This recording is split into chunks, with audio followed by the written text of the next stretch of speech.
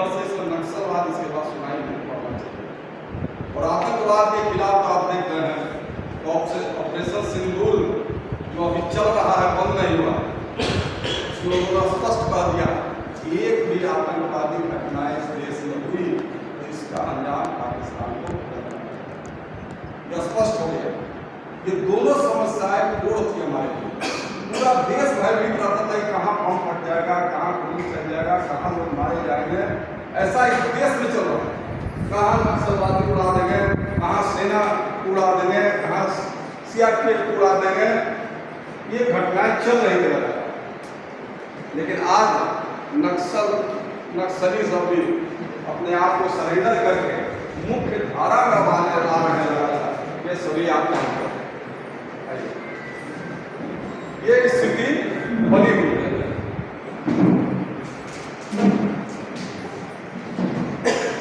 तो ये जो स्थिति आज बनी है, तो इससे तो भारत सशक्त हो रहा है, दूसरा हम सभी सुरक्षित भी हो रहे हैं।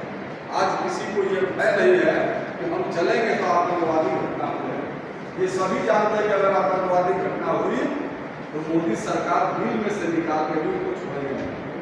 एक नक्सलवादी घटना हो जाएगी तो सरकार छोड़ेगी नहीं नक्सल, ये आम जनता इस बात को समझेगी। तो आज कितना हम सुरक्षित अपने आप को महसूस कर रहे हैं कि नहीं? बोलिए, कर रहे हैं ना? इसी विषय पर आपको बताना चाहते हैं। विकास तो अलग है, लेकिन सबसे जरूरी है कि हम सुरक्षित रहें, हमारा दुनिया में मान अपने देश का बढ़े।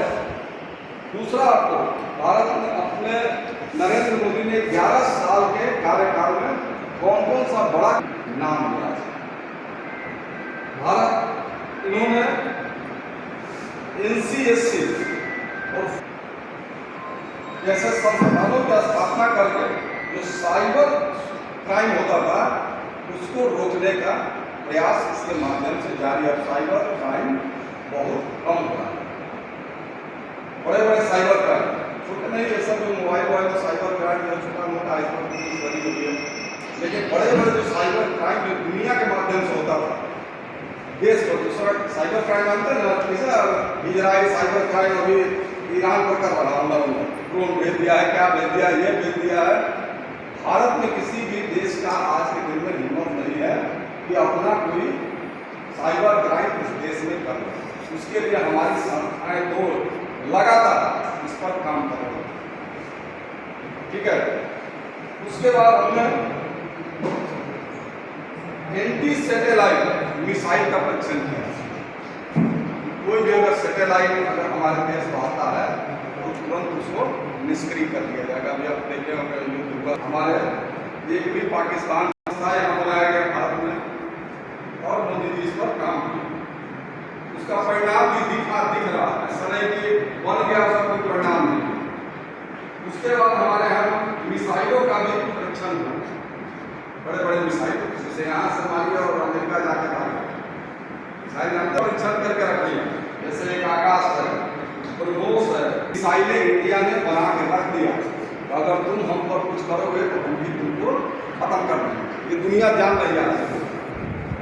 उसके बाद हमने राफेल लाया, बड़ी हवा विपक्ष ने कहा कि राफेल यही राफेल पाकिस्तान में घुस गया। उसके बाद S-400 जितने भी उनके मिसाइल आ रहे थे पाकिस्तान को, सबको S-400 ने नष्ट किया। S-400 या ना अभी तो घटनाएं आप देखे होंगे, ये अभी हुआ। उसके बाद हमने अपना भी जहाज, राफेल अगर लाए हैं तो हमने अपना भी जहाज बनाना शुरू किया, लड़ाकू विमान। जैसे आपको बता रहे हैं, जैसे INS विक्रांत युद्धपोत बहुत फेमस है हम लोग का, युद्धपोत पानी में रहता है। ये भारत का बना बड़ा जो शक्तिशाली है। अगर हमको जहाज राफेल खरीद रहे हैं तो राफेल तो है, लेकिन हम भी राफेल ऐसा दूसरा जहाज मिसाइल बना युद्धपोत तैयार कर रहे हैं।